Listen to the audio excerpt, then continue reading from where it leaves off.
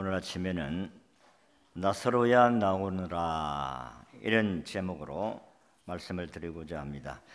이 말씀은 나사로가 죽은 지 4일이 되어서 썩은 냄새가 나는데 예수님께서 무덤가에 가서 나사로를 부르시고 살리는 사건이 오늘 말씀입니다. 예수님이 무덤가에서야 나사로를 살린 사건을 통해서 그 의미를 생각하고 은혜를 받고자 합니다. 영국의 윌리엄 제닝스 브라이언이라는 사람이 이집트 카이로를 방문했던 적이 있습니다. 근데 거기에서 3000년 된 미라에서 곡식 단지를 발견했는데 그 속에 완두콩이 들어있었습니다. 근데 이분이 거기에 하나를 3000년이 지난 그 완두콩을 돌덩이같이 딱딱하고 쪼글쪼글해진 하나를 가졌습니다. 우리가 볼 때는 이게 무슨 생명력이 있겠는가 생각을 했는데 집에 와서 심었더니 싹이 나고 잎이 나더니 열매를 맺었다는 것입니다. 그는 그 후부터는 그는 이 사건을 가지고 전도를 하면서 하나님께서 만드신 1년생 식물도 3000년 만에 죽었다가 다시 살아나서 열매를 맺는데 하나님의 형상대로 만드신 사람이 죽은 지 2000년이 지난들 없어지겠는가? 없어지지 않고 반드시 부활이 있고 영원한 세계가 있다고 확신을 가지면서 복음을 전했다고 합니다.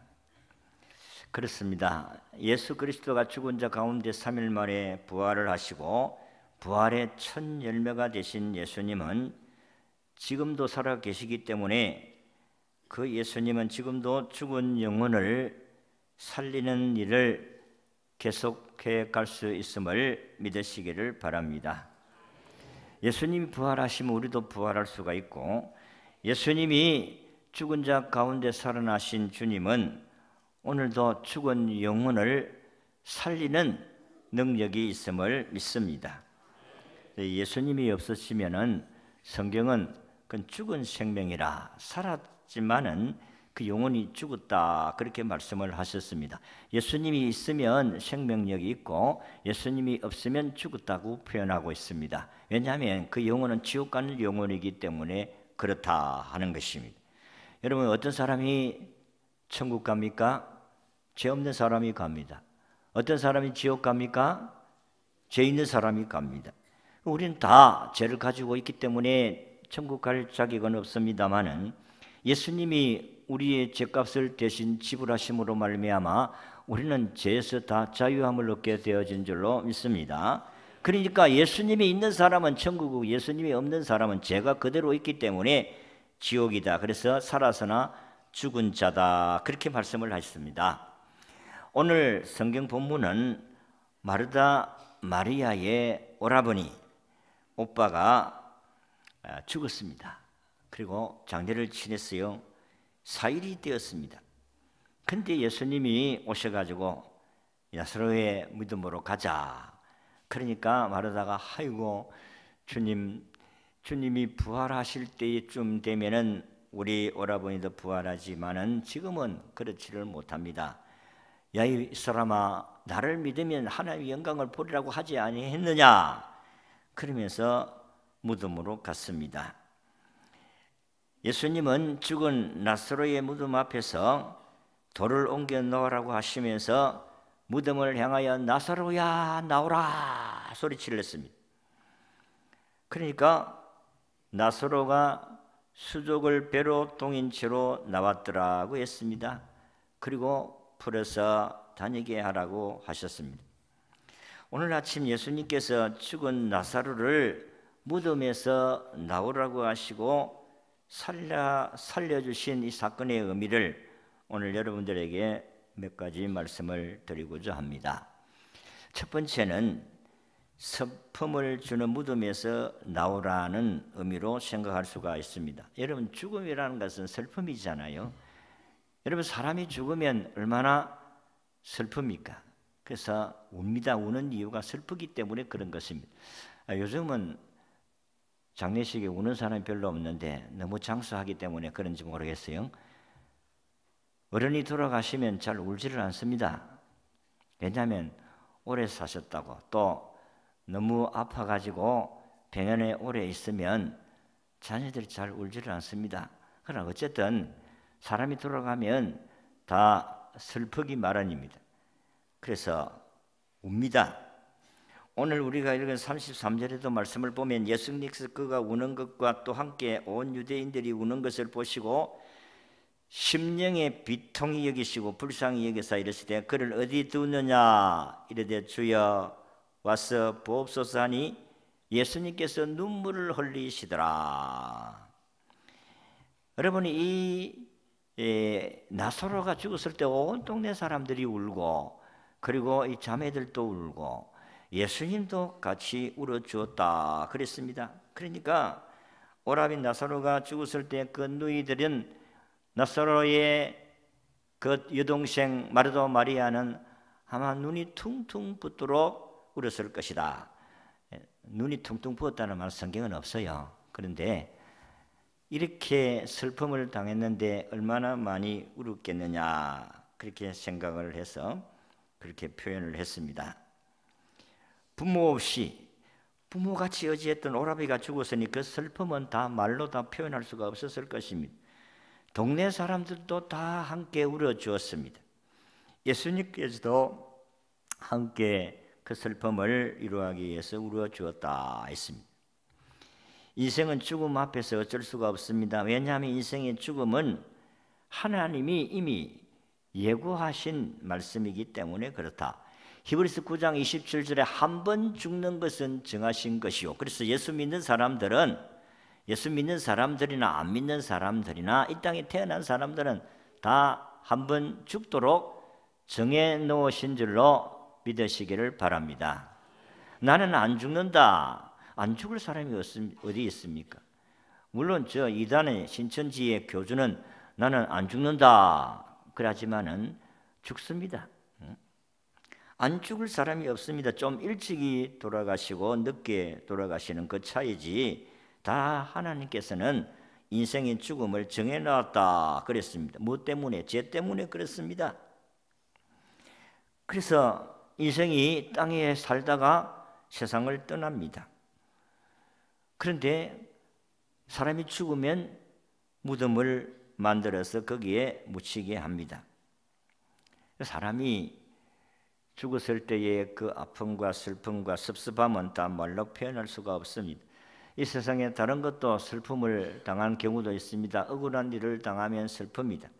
그러나 슬픔 가운데 가장 큰 슬픔은 사랑하는 자가 돌아갔을 때의 가장 큰 슬픔이다 하는 것입니다. 그래서 찬송가 51장 1절에도 보면 슬픈 마음 있는 사람 예수 이름 믿으면 영원토록 변함없는 기쁜 마음 얻으리.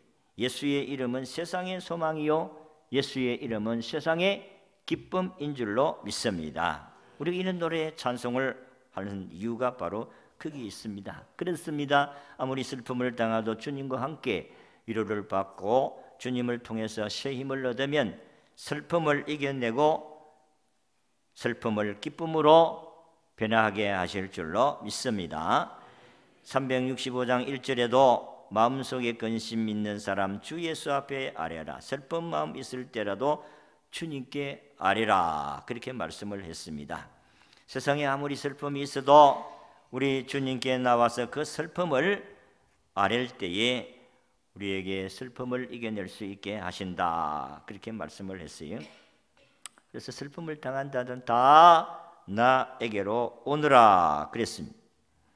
슬픔의 주인공 나사로가 죽은 자리에서 나올 때에 슬픔을 이겨낼 수가 있다. 그런 말씀입니다. 그래서 주님은 무덤을 향하여서 무덤 속에 묻혀있는 나사로를 향하여서 나사로야 나오라 그렇게 소리를 지른 것입니다. 이것은 어떤 의미에서는 오늘 나사로야 나오느라 이렇게 말씀하신 부분은 슬픔을 당한 자들아 다 나오느라 내가 그 슬픔을 내가 들어주겠다. 그 슬픔을 위로해 주겠다. 그런 말씀이기도 합니다. 조셉 스크리븐이라는 젊은 사람이 있었습니다. 그는 영국에서 대학을 졸업하고 캐나다에 와서 자기 고향에 와서 교사로 봉사하고 있었습니다. 그리고 그곳에서 아름다운 여성과 약혼을 합니다. 그는 뜨겁게 사랑했고 마침내 결혼을 하게 되었는데, 이 약혼자가 영국에서 오던 중 약혼녀의 배가 침몰함으로 말미암아 그만 죽고 말았습니다. 스크리븐은 그 충격 속에 학교 교사도 그만두고 식음을 전폐하고 누웠습니다. 그런데 어느 날 밤 교회에 가서 기도를 하는 중에 이런 음성을 듣게 됩니다. 너는 사랑하는 약혼녀를 호수에 잃었기 때문에 그렇게 슬퍼하느냐? 나는 하나뿐인 독생자를 십자가에 잃었다. 그것은 내 아들 한 사람만 위한 것이 아니라 모든 사람을 살리기 위해서 내가 그렇게 잃었다는 음성을 듣습니다.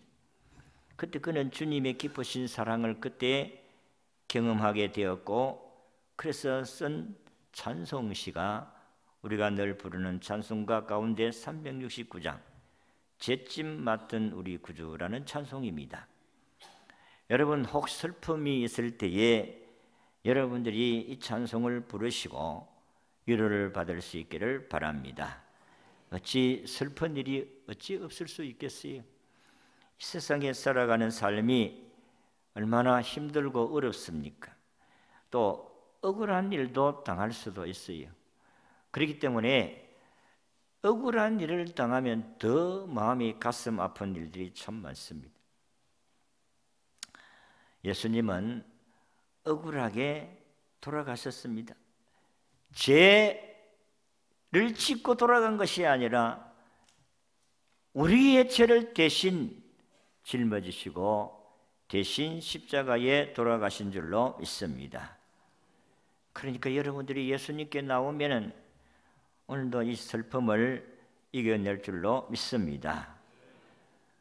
하나님께서 땅 위의 삶이 슬픔과 염려, 걱정 속에 살아갈 수밖에 없는 인생임을 이미 성경이 말씀을 하고 있습니다. 우리가 잘 아는 마태복음 11장 28절에 수고하고 무거운 짐진 자들아 다 내게로 오라. 우리는 땅 위에 수고하고 짐을 지고 살아가는 사람들이라고 예수님이 말씀을 하셨습니다. 그래서 주님이 그 슬픔의 무덤에서 나사로가 나오면 슬픔을 이겨낼 수 있겠다. 두 번째 의미는 절망의 무덤에서 나오라는 의미로 생각할 수가 있습니다. 나사로야 나오너라. 죽으면 끝나는 거 아니겠어요? 아니, 사람이 죽었다고 하면 1%라도 살아날 수 있는 기대는 없습니다. 인간적인 희망은 없다, 그런 말씀이 아니겠어요? 죽어서 장사가 지낸 지 4일이 되었습니다. 썩은 냄새가 난다고 했어요. 거의 더 이상 희망이라고는 전혀 없습니다. 땅속에 묻었잖아요. 여러분들이 죽은 사람을 장례를 쳐가지고 무덤에 묻었는데 예수님이 무덤으로 가자, 그래서 살려주었다는 것입니다. 1%의 가능성도 없는데 예수님께서 무덤에 가셔서 그를 살려주심으로 말미암아 우리는 절망에서 희망으로 바꾸어지는 줄로 믿습니다. 우리 인간은 죄 때문에 하나님과 관계가 끊어진 사람들이에요.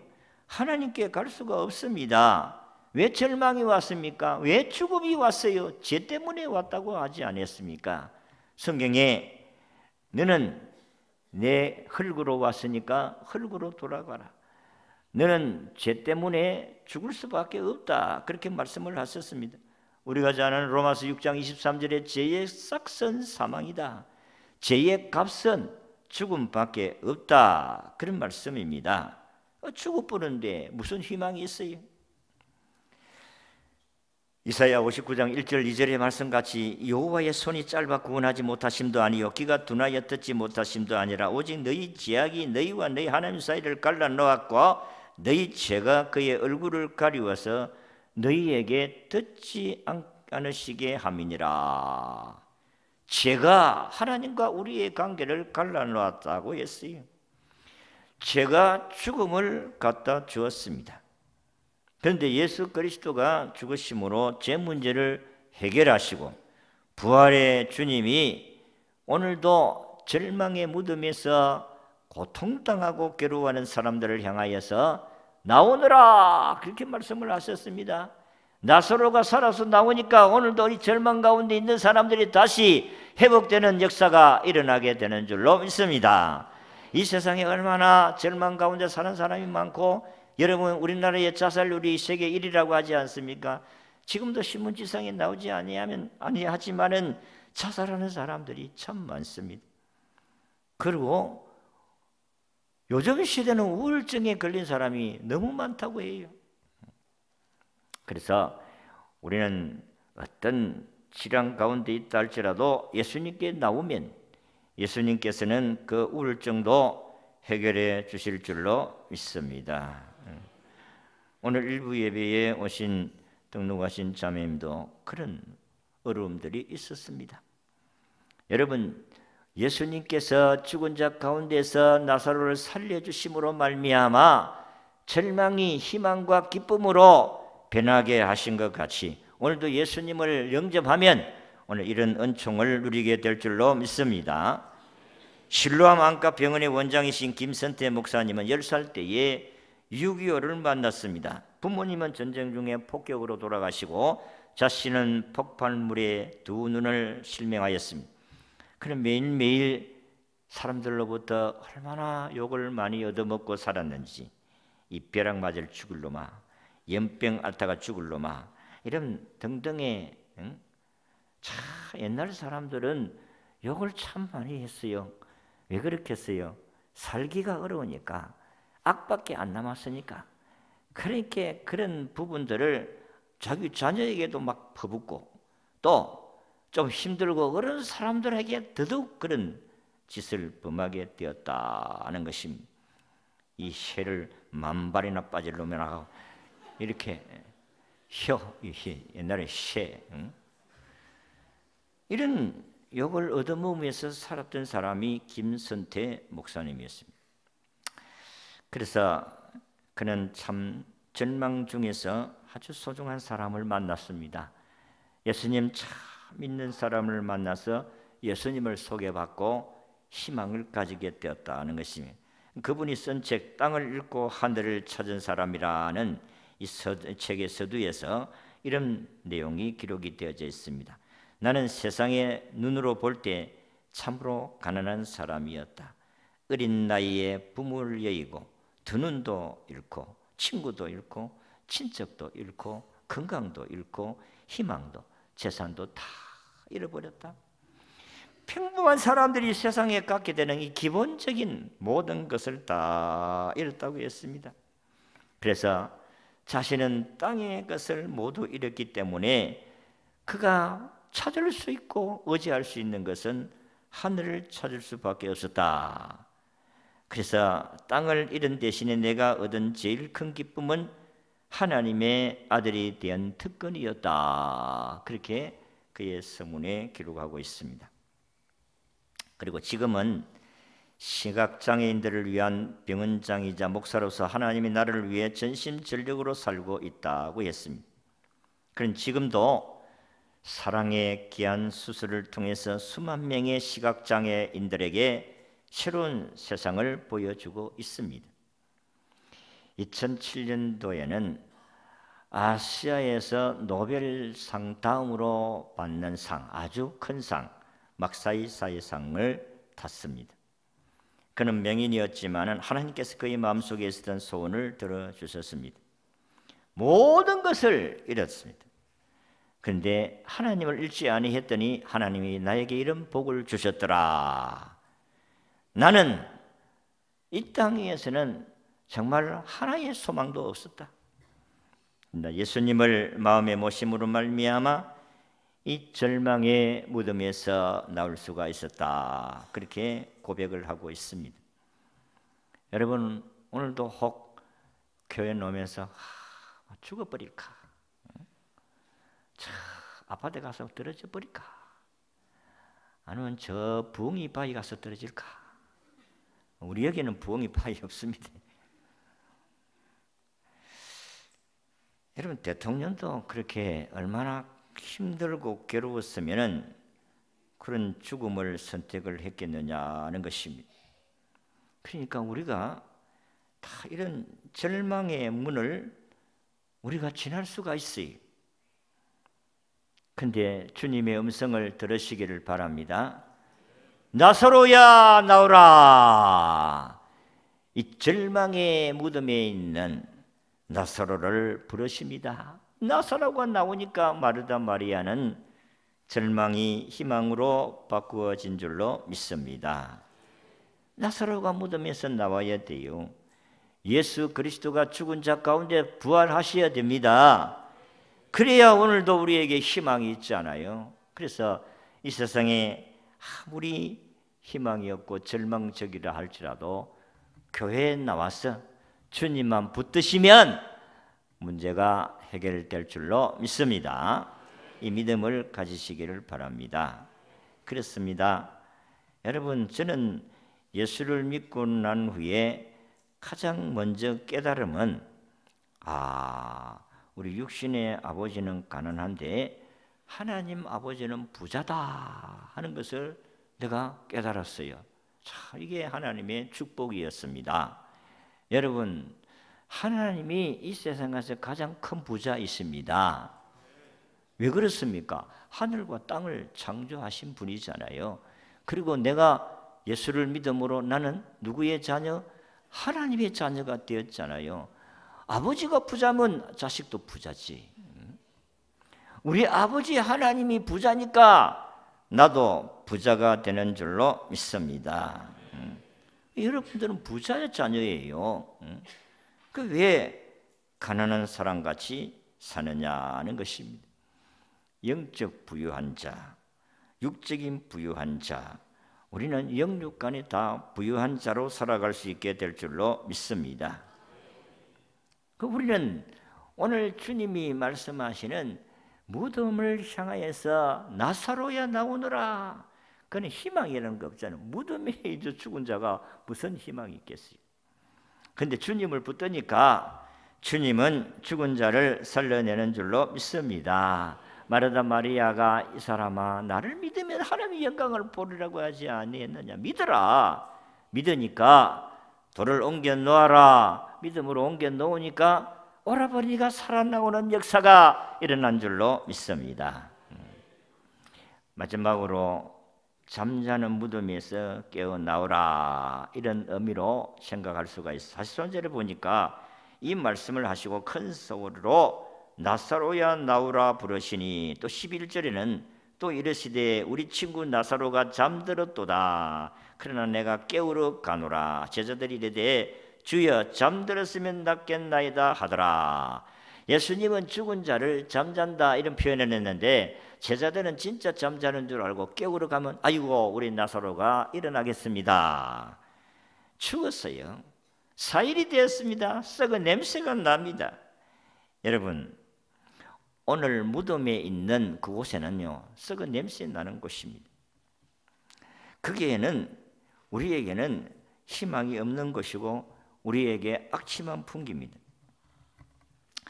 사람들이 옷을 깔끔하게 입고 다니지만은 사실 우리 속은요, 속마음은 마태복음 15장에 나오는 같이 우리의 마음에서 나오는 것은 전부 더러운 것이 나온다. 그렇게 말씀을 했어요.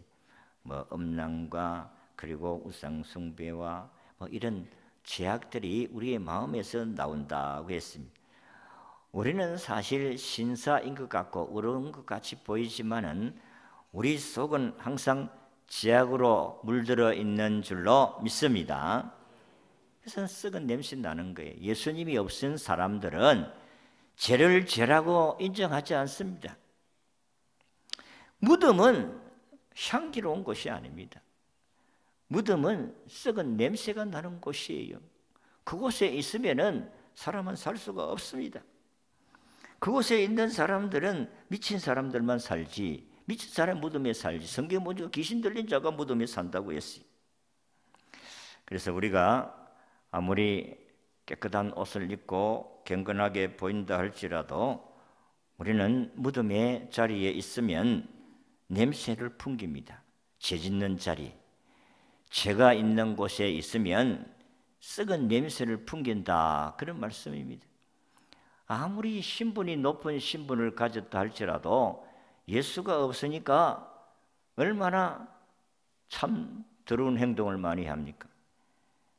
옛날에 참 이런 말씀은 좀 죄송한 부분들입니다만은, 옛날에 국회의원이 술집에 가가지고 술집 아가씨의 젖가슴을 만지다가 그게 CCTV로 그게 돼가지고 신문지상에 나오고 그거 텔레비로 나오고 완전히 똥태, 망태, 개똥망태 됐잖아요. 냄새 나는 거예요. 예수가 없으면. 오늘 주님은 잠자고 있는 우리를 향하여서 나오라, 그 자리에서 나와. 거기에 있으면 냄새나. 죄 짓는 자리에 있으면 우리는 사람들에게 손가락질을 받고 그리고 밟힐 뿐이니라. 너희는 세상의 소금이요 빛이라고 했는데, 그걸 떠나면은, 그 자리에 있으면, 떠나지 않고 그 자리에 있으면 우리는 냄새를 풍긴다. 이런 무덤 속에는 냄새나는 송장뿐이고 마른 뼈들 뿐입니다. 우리 인생은 예수님이 없으면 썩은 냄새나는 삶을 살 수밖에 없다, 그런 말씀입니다. 근데 성경 에스겔서 37장에 보면 에스겔이 그 마른 뼈가 있는 골짜기를 향하여서 인자야 너는 외치라. 하나님의 말씀이 증거되니까 그 뼈들이 참 살이 붙고 연결이 되고 그리고 생기를 불어넣으니까 큰 군대가 되었더라고 했습니다.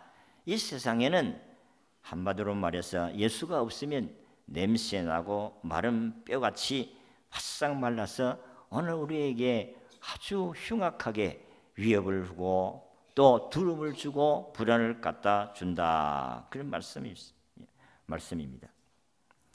살았으나 죽은 자와 같은 삶이다. 무섭습니다. 사람이 무서워요. 정말 그렇습니다. 저도 사람이 무서워요. 예수가 없으면 영원한 지옥의 삶을 살기 때문에 그렇다 하는 것입니다. 그래서 예수 앞으로 나와야만이 향기 있고 생명력이 있는 삶을 사는 줄로 믿습니다. 이슬람 국가에서 복음을 전하던 선교사가 체포가 되었어요. 그 법정에 서게 됩니다. 이슬람 국가에서는 다른 종교를 전파하는 행위는 매우 중대한 처벌을 받게 되고 또 생명을 잃게 됩니다. 선교사에게 마지막 변론의 기회를 줍니다.